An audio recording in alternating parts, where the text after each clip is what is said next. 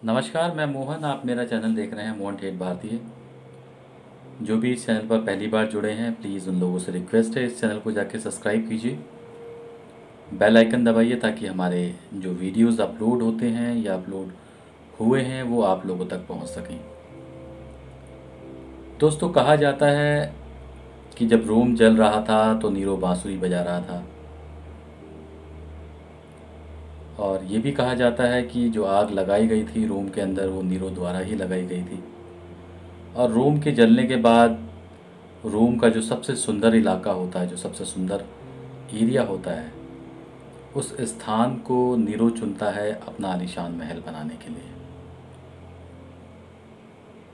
बात करेंगे हम अयोध्या की उस भूमि पूजन की।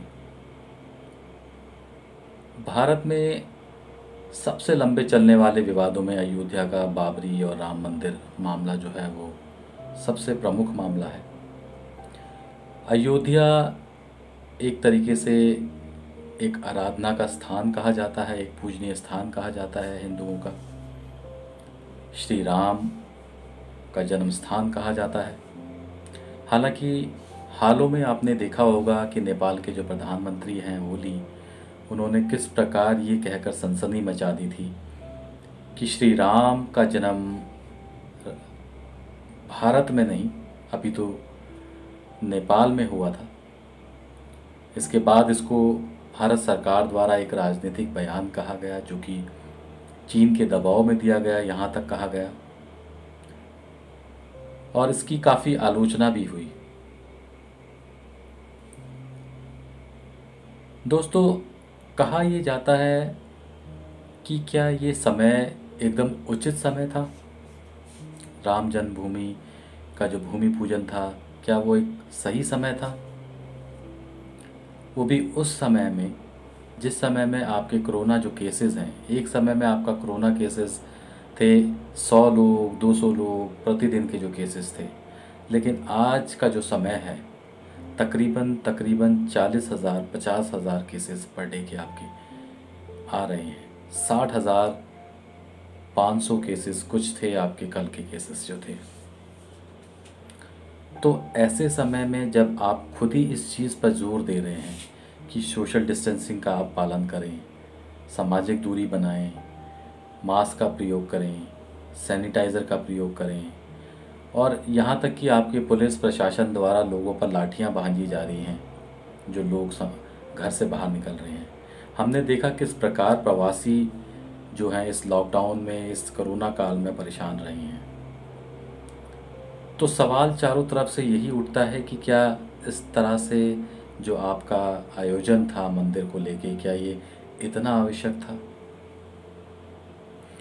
उसके ऊपर से लोगों द्वारा एक चित्रण किया जाना जिसमें श्री राम को नरेंद्र मोदी जी लेके जा रहे हैं, एक फ़ोटो का इस तरीके से दिखाया जाना जिसमें कहा जा रहा है कि हमें इसमें साक्षात हनुमान दिख रहे हैं।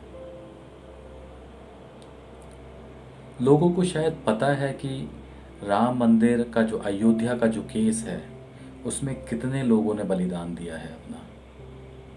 दोनों ही तरफ से हम बात करें, हिंदुओं की तरफ से बात करें तो कई हिंदुओं ने इसमें अपनी जान दी है, मुसलमानों की हम बात करें तो कई मुसलमानों ने मस्जिद के लिए इसमें अपनी जान दी है।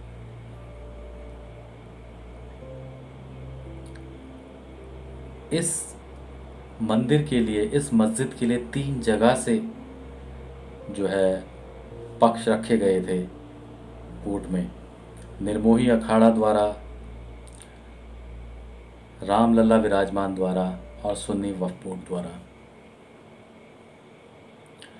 हालांकि इसमें दो राय नहीं है कि कई समय से ये पड़ा हुआ पेंडिंग केस आपके शासनकाल में पूरा किया गया, लेकिन जिस तरीके से जो संघर्ष लोगों का चला आ रहा है 1885 से, या ये कहें कि 1950 आज़ादी के बाद से, जिस तरीके से इस सरकार ने इस पूरे जो अयोध्या केस का जो मामला है पूरी तरीके से हाईजैक करके ये दिखाने की कोशिश करी लोगों को कि हमसे बड़ा हिंदूवादी कोई नहीं है। यदि हम बात करें हिंदूवादी के लिए, अगर किसी ने सबसे ज़्यादा इसमें अहम योगदान दिया है तो उसमें नाम आता है आपका परमहंस रामचंद्र जो महंत थे। लाल कृष्ण आडवाणी जी का नाम आता है, मुरली मनोहर जोशी, उमा भारती, विनय कटियार, कई ऐसे लोग हैं। अभी मैं आपको बताऊंगा नाम दर नाम कौन कौन लोग थे जिन्होंने अपना सर्वस्व इसमें निछावर कर दिया था। 2009 नवंबर 2019 को एक अच्छी बात है कि आपके शासनकाल में रामलला के पक्ष में और यहाँ पर फैसला आया। एक मंदिर बनाने की जो लोगों की उम्मीद थी वो जगी और भूमि पूजन द्वारा उसको पूरा भी किया जा रहा है।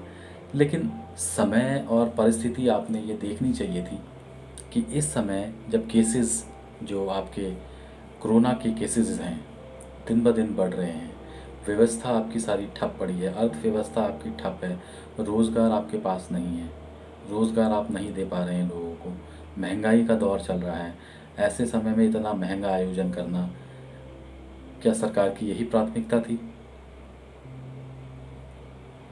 2009 नवंबर 2019 को फैसला आता है सुप्रीम कोर्ट द्वारा रामलला के पक्ष में। चीफ जस्टिस रंजन गोगोई की पीठ ने इसमें फैसला सुनाया था।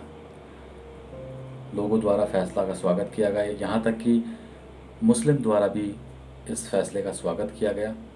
और सबसे बड़ी बात जो हमें बहुत ज़्यादा अच्छी लगी इस केस के बाद कि किसी तरह का सांप्रदायिक हिंसा जिसकी आशंका जताई जा रही थी लोगों द्वारा, बहुत समझदारी दिखाई लोगों ने इस पर और किसी तरह से हिंसक नहीं हुए। इतना ही नहीं, एक अच्छा डिसीजन सुप्रीम कोर्ट द्वारा ये भी दिया गया कि आपका जो मुस्लिम बोर्ड है उनको भी 5 एकड़ की करीब ज़मीन मुहैया कराई गई ताकि वो अपना मस्जिद या जिस प्रकार का उसमें वो निर्माण चाहते हैं अपने धर्म से संबंधित उसमें कर सकें। अभी सोशल मीडिया में यही चीज़ एक तरीके से वायरल हो रही है कि उन 5 एकड़ की जो ज़मीन है वहाँ पर मुस्लिमों द्वारा ये कहा जा रहा है कि एक मस्जिद के साथ साथ एक हॉस्पिटल का भी निर्माण किया जाएगा जिसमें लोगों की सेवा की जाएगी, फ्री इलाज किया जाएगा।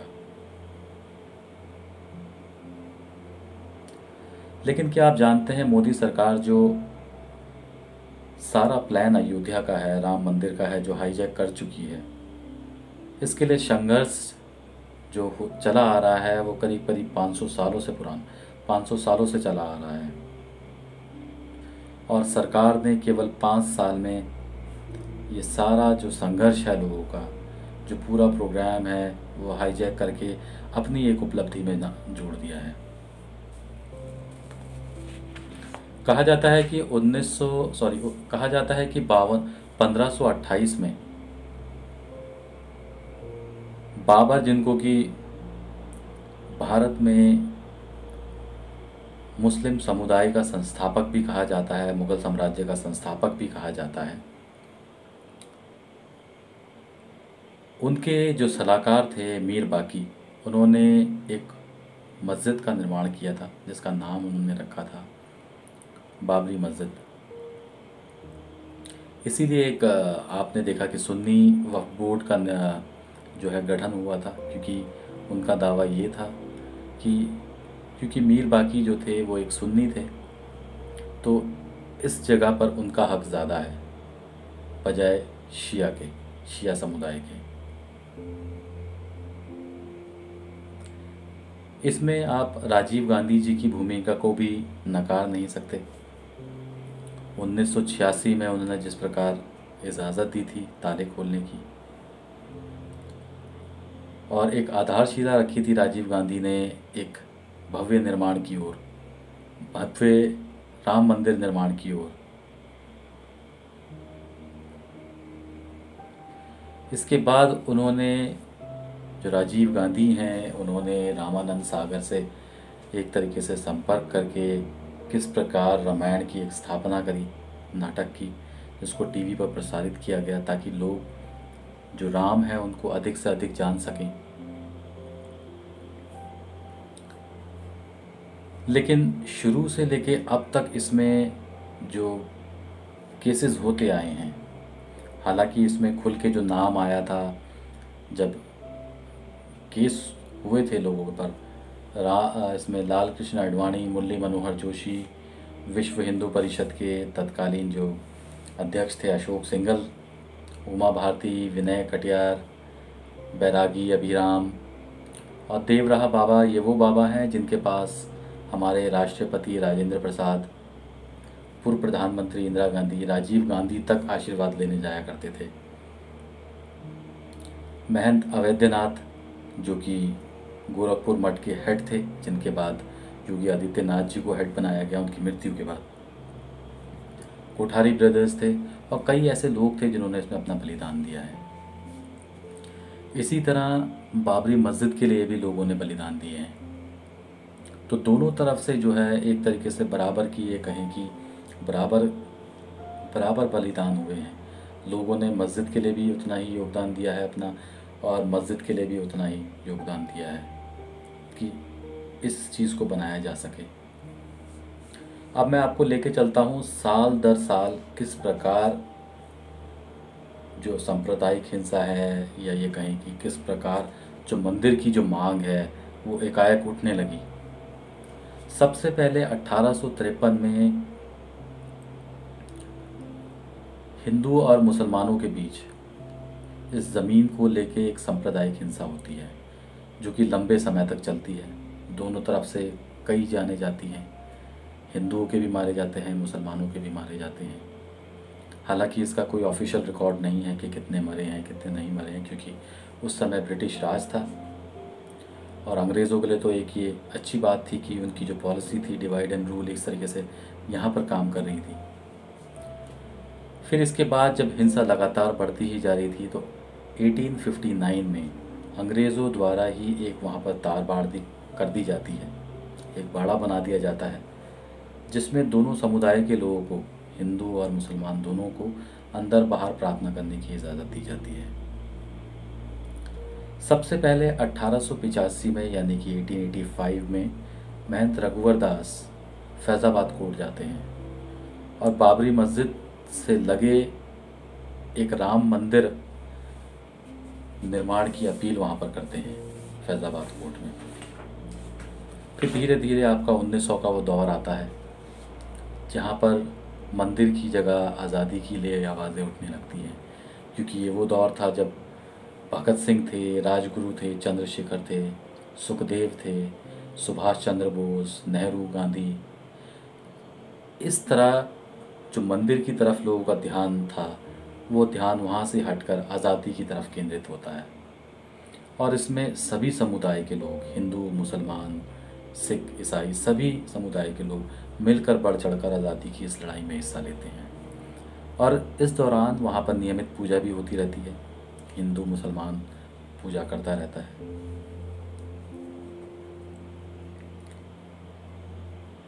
क्योंकि सभी की प्राथमिकता थी देश को आज़ाद कराना, और ये जोड़ने का जो काम करते हैं वो थ्योरी काम करती है आपकी महात्मा गांधी जी की सत्य और अहिंसा की, जो लोगों को जोड़ती है आज़ादी के लिए। फिर आज़ादी के बाद 1949 में राम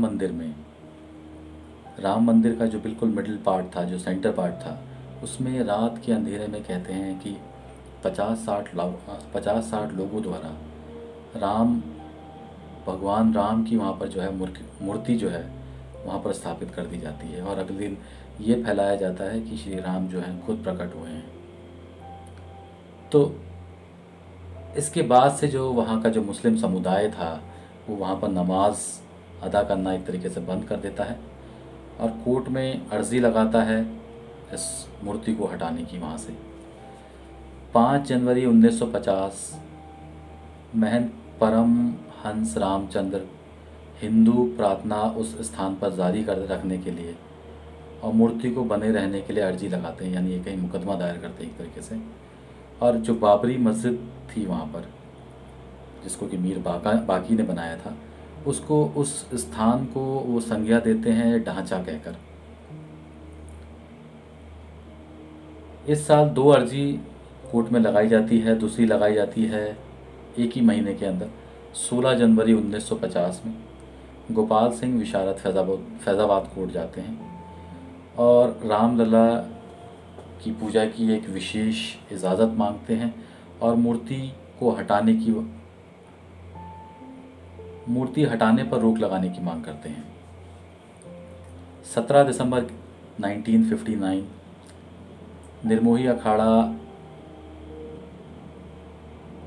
निर्मोही अखाड़ा द्वारा उस जगह को हस्तांतरित करने के लिए एक अपील दायर की जाती है कोर्ट में, जो कि विवादित ज़मीन थी। उसको हस्तांतरित के लिए जो है वो एक मुकदमा दायर करते हैं 17 दिसंबर 1959 में। 18 दिसंबर 1961 में उत्तर प्रदेश के सुन्नी वक्फ बोर्ड मालिकाना हक के लिए, अब यहाँ पर मुस्लिमों द्वारा भी एक जो है मुकदमा दायर किया जाता है 1961 में, 18 दिसंबर 1961 को। उसका जो मंदिर है, जो मस्जिद है, उसका मालिकाना हक के लिए उनके द्वारा भी एक मुकदमा दायर किया जाता है। इसके बाद 1984 में विश्व हिंदू परिषद ने मंदिर निर्माण और ताले खुलवाने के लिए वहाँ पर अभियान तेज़ किया।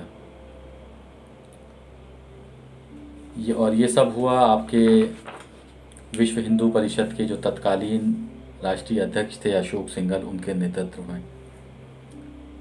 1 फरवरी 1986 को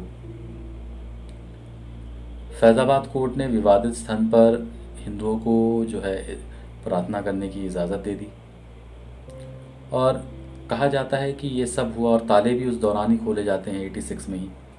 कहा जाता है कि ये राजीव गांधी द्वारा करवाया गया था अपनी उस छवि को बनाने के लिए, जो छवि हिंदुओं के आगे उनकी ख़राब हो रही थी शाहबानों की इसके बाद, जिसको लेकर वो काफ़ी चिंतित थे क्योंकि भविष्य में आगे चुनाव होने थे और इसको लेकर वो चिंतित थे। इसलिए ये फ़ैसला जो है उन्होंने हिंदू पक्ष में दिया।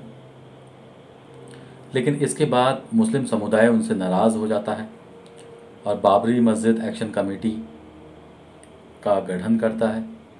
फिर जून 1989 में विश्व हिंदू परिषद द्वारा जो अभियान चलाया जा रहा था उसको भाजपा का समर्थन मिलता है।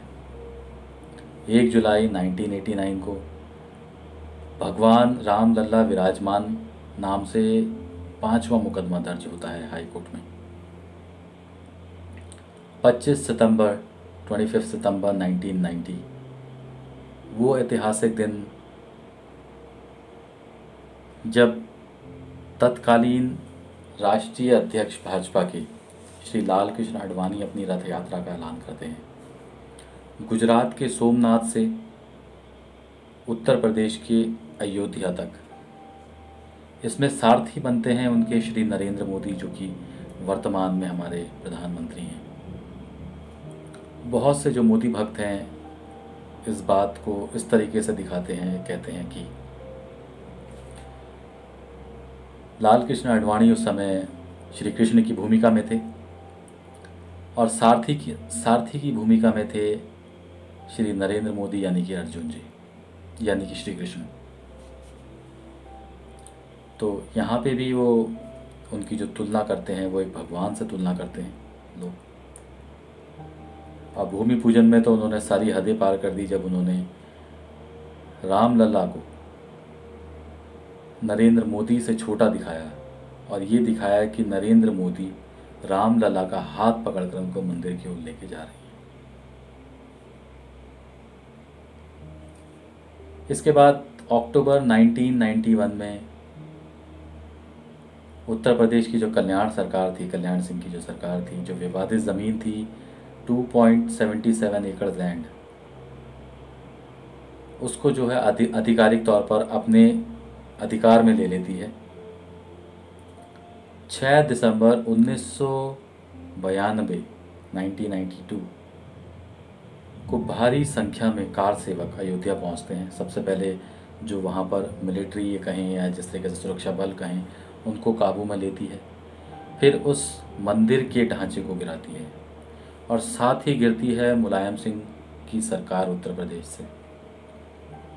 आनन फानन में वहाँ पर जो ढांचा है उसको तोड़कर एक मंदिर बनाया जाता है, जिससे सांप्रदायिक हिंसा और भड़क जाती है। करीब 2000 लोग इसमें अपनी जान देते हैं तत्कालीन प्रधानमंत्री पीवी नरसिम्हा राव द्वारा मुस्लिम समुदाय जो होता है उसको समझाया जाता है कि आपको एक मस्जिद का निर्माण करके दिया जाएगा, हिंसा को रोकिए किसी तरीके से।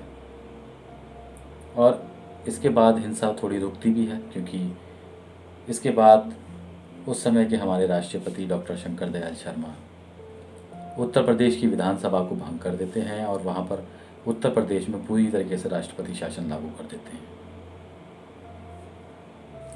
1993 में सेंटर एक अध्यादेश लाती है और जिस पर जांच बैठती है, और जो उसमें दोषी पाए जाते हैं अयोध्या कांड में, उनके खिलाफ जो है केस किए जाते हैं 1993 में, और ज़मीन को अध्यादेश लाकर ज़मीन को अपने कब्जे में ले लेती है। जनवरी 2002 प्रधानमंत्री अटल बिहारी वाजपेयी अपने कार्यालय में एक अयोध्या विभाग शुरू करते हैं, जिसका मकसद केवल ये था कि किस प्रकार हिंदू और मुसलमानों के बीच में सुलह की जाए, उनसे बात करी जाए और उनके ऊपर निगरानी रखी जाए। अप्रैल 2002 में उच्च न्यायालय में 3 जजों की पीठ ने विवादित भूमि पर मालिकाना हक के लिए सुनवाई शुरू करती है, जिसके बाद मुस्लिम बाबरी मस्जिद एक्शन कमेटी सुप्रीम कोर्ट का दरवाज़ा खटखटाती है फैसले पर रोक लगाने के लिए। मार्च अप्रैल के बीच उच्च न्यायालय के आदेश पर भारतीय पुरातत्व सर्वेक्षण अयोध्या में खुदाई चालू करती है। खुदाई के बाद दावा किया जाता है कि मस्जिद के नीचे मंदिर के अवशेष पाए जाते हैं, यानी कि ये दावा किया जाता है कि जिस स्थान पर मस्जिद बनाया गया है पहले वहाँ पर मंदिर था जिसको डेमोलिश किया गया, उसके बाद वहाँ पर जो है मस्जिद खड़ा किया गया। जुलाई 2005 में संदिग्ध इस्लामिक आतंकवादियों ने विवादित स्थल पर जीप की मदद से विस्फोट किया, और विस्फोट करने के बाद ये जो आतंकवादी थे, इसमें करीब 5 आतंकवादी जो सुरक्षा बल थे उनके द्वारा मारे जाते हैं। 28 सितंबर 2010 सुप्रीम कोर्ट उस याचिका को खारिज कर देती है जिसमें उच्च न्यायालय द्वारा फैसला देने के लिए रोक लगाने की अपील की गई थी मुस्लिम बाबरी मस्जिद एक्शन कमेटी द्वारा। फिर आपका 30 दिसंबर 2010 इलाहाबाद कोर्ट ने एक ऐतिहासिक फैसला सुनाया, विवादित भूमि को तीनों पक्षों में बांट देती है। निर्मोही अखाड़ा, सुन्नी वक्फ बोर्ड और रामलला विराजमान। इस समय जो 3 सिटिंग जज थे उसमें 2 हिंदू थे और 1 मुस्लिम थे। हिंदू जजों का कहना था कि मंदिर को गिराकर वहाँ पर मस्जिद का निर्माण कराया गया, परंतु उसमें जो मुस्लिम जज थे उनका ये मानना था कि किसी मंदिर को वहाँ पर नहीं गिराया गया था, बल्कि उस समय जब मस्जिद बनाई गई थी उस समय वो स्थान जो था वो एक खंडर स्थान था, उस पर मस्जिद बनाई गई थी। लेकिन इस फैसले के बाद भी निर्मोही अखाड़ा, वक्फ बोर्ड और रामलला विराजमान संतुष्ट नहीं होते और ये मामला फिर जाता है सुप्रीम कोर्ट में। सुप्रीम कोर्ट 9 मई 2011 को कहती है कि वो इस मामले को कोर्ट से बाहर अपने आप सुलझा ले। इस समय थे justice Sudhir Agrawal, justice ASV Khan, justice DV Sharma. इसके बाद मोदी सरकार 2014 में बनती है। उसके बाद मामला जो जाता है वो जाता है चीफ जस्टिस रंजन गोगोई की अध्यक्षता वाली 5 बेंच की विशेष जजों द्वारा किया जाता है, और इस पर काफ़ी समय से स्टडी चल रही थी इनके द्वारा। फैसले तक पहुंचते हैं और फैसले को सुरक्षित रखते हैं।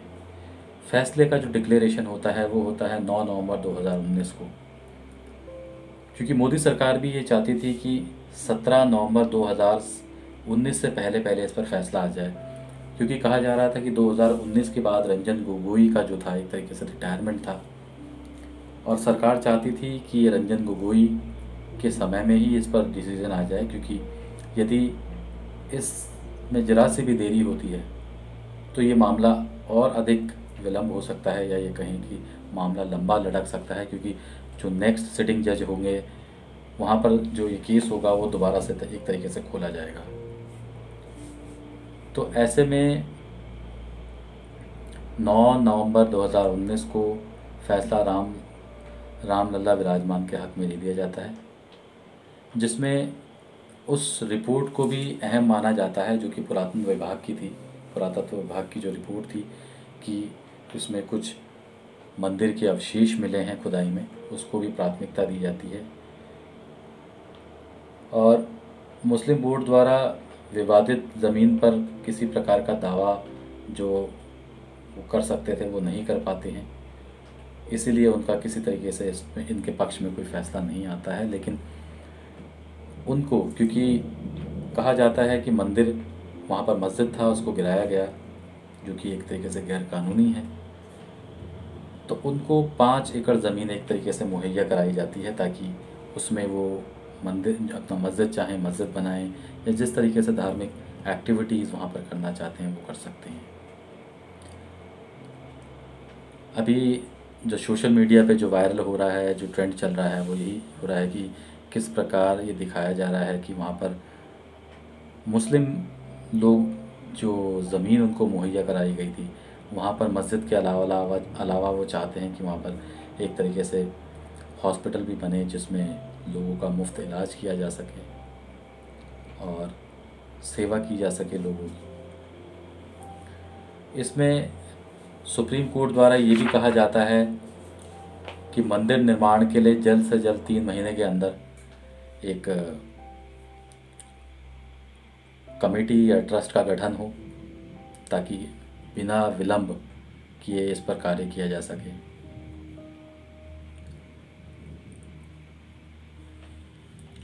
आज भले ही मोदी सरकार हिंदुओं और मस्जिद की आड़ में अपनी राजनीतिक अभिलाषा पूरी कर रही हो, लेकिन सच यही है कि इसमें कई लोगों ने कुर्बानी दी है मंदिर निर्माण के लिए। जिस तरह से बाबरी ढांचा भी गिराया गया था, सरकार मुंह बंद कर देखती रही, वो वाकई एक शर्मनाक कृत्य था, कानून का पूरी तरीके से उल्लंघन था, जिस पर कड़ी से कड़ी तत्काल कार्रवाई होनी चाहिए थी।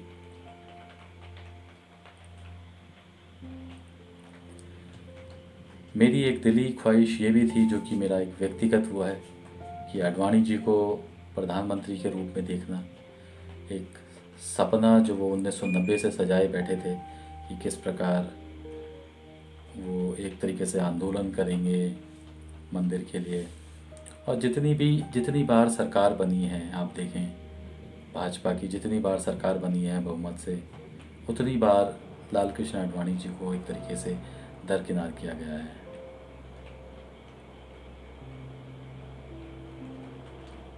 हालांकि आप देखेंगे, यदि आप YouTube में देखेंगे, उस रथ यात्रा के दौरान जो नारे वहाँ पर लगाए गए थे, एक तरीके से कहेंगे कि लोगों को उकसाना ही था।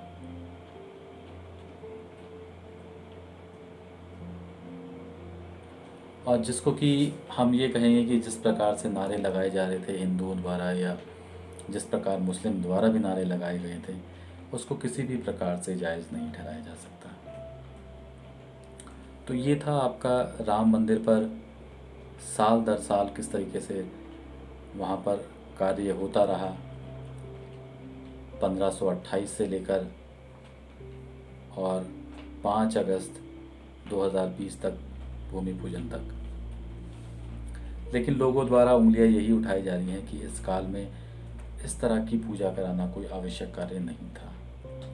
सरकार की प्राथमिकता बनती है कि वो पहले सरकार को, लोगों को रोज़गार दे, उनको अच्छा खाना दे, शिक्षा दे, बिजली दे, पानी दे। मंदिर मस्जिद ये बात की चीज़ें हैं, क्योंकि लोग इनके बिना रह सकते हैं, खाने और पीने और बिना रोज़गार के नहीं रह सकते। तो ये था हमारा अयोध्या मंदिर पर एक विशेष। यदि आपको वीडियो अच्छा लगे तो इसको शेयर कीजिए, लाइक कीजिए और कमेंट कीजिए। धन्यवाद।